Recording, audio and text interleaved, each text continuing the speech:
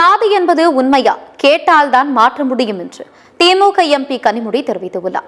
தூத்துக்குடி மாவட்டம் கோவில்பட்டியில் தனியார் பொறியியல் கல்லூரியில் புதுடெல்லி அறிவியல் மற்றும் தொழில்நுட்பத்துறை தேசிய புத்தாக்க நிறுவனம் தமிழ்நாடு அறிவியல் தொழில்நுட்ப மையம் சார்பில் புத்தாக்க அறிவியல் ஆய்வில் புத்தாக்க அறிவியல் ஆய்வு மானக் என்ற தலைப்பில் மாநில அளவிலான பள்ளி மாணவர்களுக்கான அறிவியல் கண்காட்சி மற்றும் போட்டி 2 நாட்கள் நடைபெறுகிறது.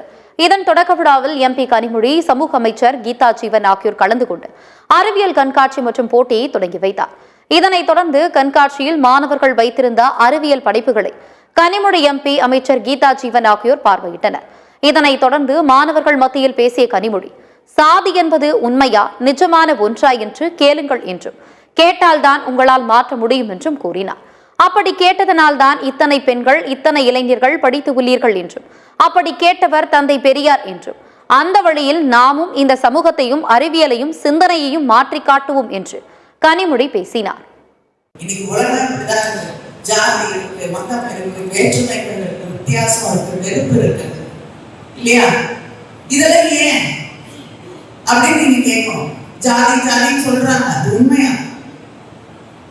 நிஜமான ஒண்ணா?